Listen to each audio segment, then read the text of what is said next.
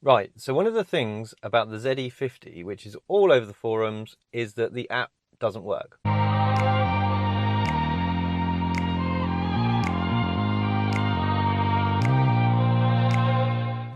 So one of the things that I knew going into getting this car was that there were some problems with the app. Now, this is especially problematic when we've gone from a Zoe 40 to a Zoe 50 because we really liked the preheat button that was on the key fob. Now, that preheat button has been removed, it's no longer there, and the only way that you can use the preheat functionality in this car is to use the app. So, it was a bit of a disappointment to find prior to buying the car that this feature was problematic. Now, when we got the car, the first thing that I tried to do was get the app to work and sync up with the car. Now, the app downloaded fine. I was able to put the VIN number into the app, and I got certain features within the app. It told me I had a warranty and all of that kind of thing. However, it said that I had no contracts for connected services. So I went onto YouTube and I found a video, which I'll link below, which shows somebody in Sweden setting up the connected services. And the first thing that they do is they set up data sharing on their car.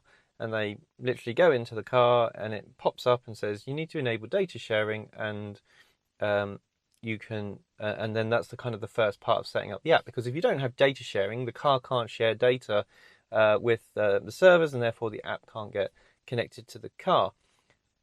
However, when I tried to do that, the option was completely grayed out. So I had nowhere to go. I couldn't do anything. I reached out to the dealer and they weren't sure. Obviously, it's quite a new car, so they haven't really been briefed by the feel of things on this issue. And Renault actually have a support team for the infotainment system, and the R-Link from the previous generation. I think it's still actually called the R-Link help desk, but they deal with the new system as well. So I picked up the phone. For the younger people, that's how you talk to someone who's very far away but you can't see them. And I got through straight away. There was no there was no kind of press one, press two. I just literally phoned the number. It didn't even ring, and somebody picked it up at the other end. So I don't know if I just got lucky, or whether they've got people sort of there. They admitted this was a problem straight away. When I said that data sharing, I couldn't enable data sharing, there was no way I could enable data sharing. They said, "Yep, we know, that's an issue. Please send us a load of details." And basically, they sent me an email to my email address. They asked for, it was clearly scripted.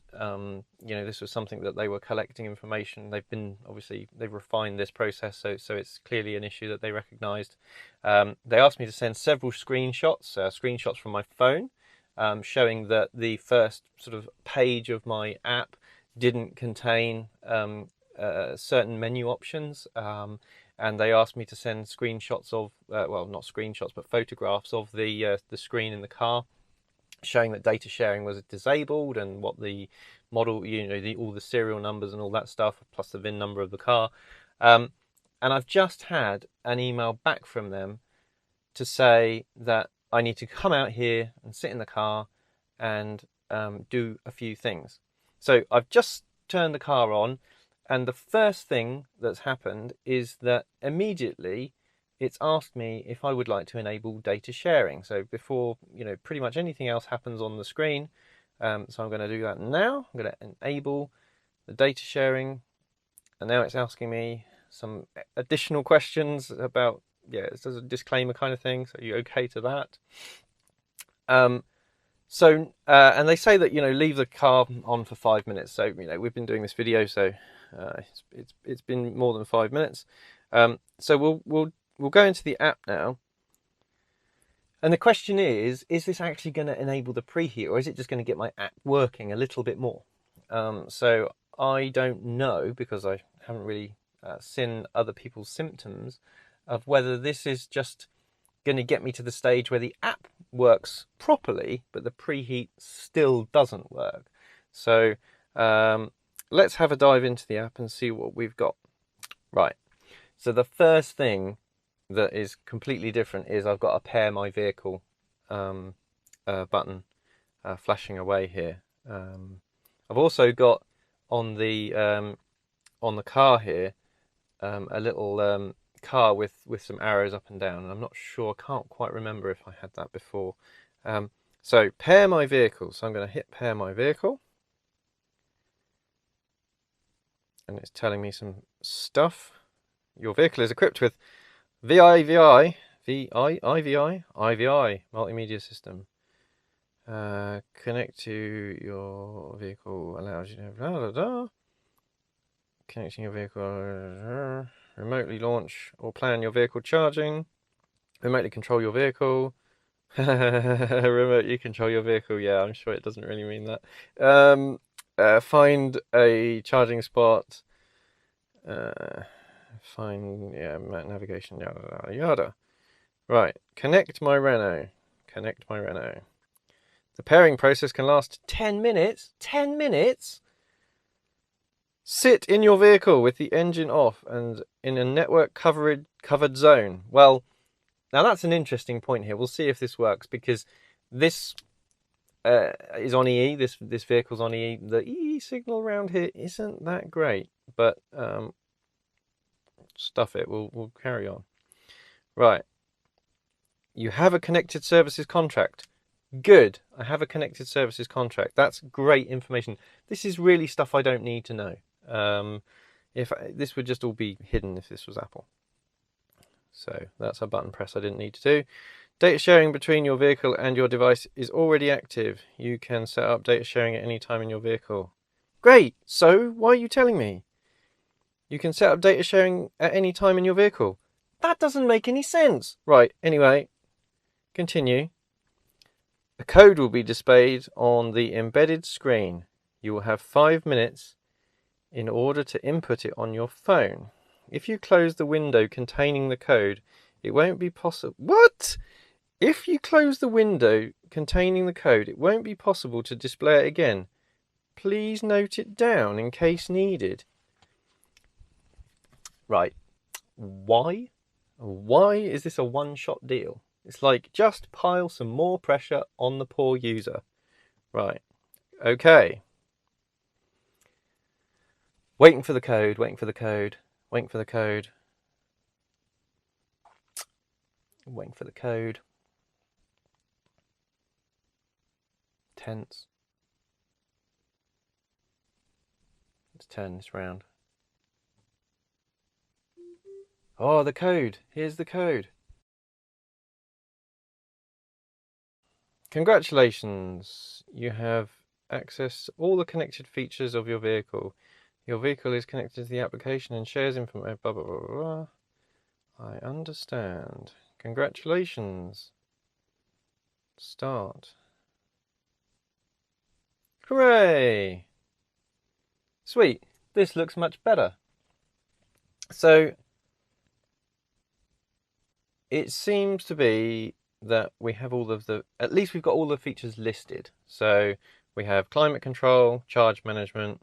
So previously I only had eco driving. So eco driving is like the third option now, whereas previously it was the only option there. So I can now, so can I preheat whilst I'm sitting in here? I wonder, it might not do it because I am sitting in here. Aha. Okay, that's what's doing the button. So you've got the thing on the screen, on the front of the screen there, and you press it, and I don't know if it's worked because I'm sitting in the car and the climate controls are already on. So, but that does look good. It does look like it would do it. So all I want is the ability to start this car preconditioning by pressing that button. So let's give that a go, shall we? Turn the car off. It'll be interesting to see if this updates. We might have to go away and start again, but let's see what happens if I if I push that button again, see if it starts it up in here. I think because it's already doing it, we'll have to wait for it to stop, and then we'll have to... So, whilst we're waiting for all that to happen, what else have I got on this app now that the app is enabled? So I can see the charge level. I can see that we're at 76% charge with 90 odd miles of range. What? Okay. Yeah, that's wrong. Yeah, I remember. There's some kind of conversion thing going on here. So we've actually got 145 miles of range, but I think it's done a kilometer conversion when it didn't need to, or something. I do remember something on the forum saying that the range estimation on the app is incorrect. What else have we got? What happens if we press this button here? Nothing. That's just a... Oh, I guess that's just an indicator to show if the battery's charging or not. Charge management. So yeah, we can plan for departure times. Okay. So that's if you want to leave by a certain time and you don't have an intelligent charger with its own schedule, we can do that. And we can add another vehicle. We can look at the maintenance schedule. So something has occurred. Okay, right, okay. Right, okay. Cool, so we're back to...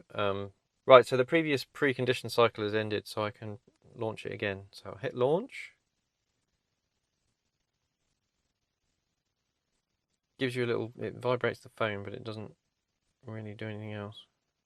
Right, let's get out and let's take the key out and get rid of all this stuff, and then we'll try and do a proper precondition, because it's probably because we're sat in the car, or it might be, or it might just still not work and we're just getting a little bit closer. So let's have a little look. Let's see. Leave the camera in here, because then if it starts doing its stuff, we'll hear it. Right, well that didn't work. So let's plug the car in, see if it needs plugging in, and then we'll try again. It still says it's active, but there's no climate control happening here. I did just jump out of the car and lock it and then start it off again, but it doesn't seem to have done it. So right, we'll plug it in and see if it needs plugging in. If it does need plugging in, that's going to be really annoying, because the ZE40 didn't need plugging in as long as the battery was over 20% charged. But yeah, let's turn it around, plug it in, get it on the charger, and see if that helps.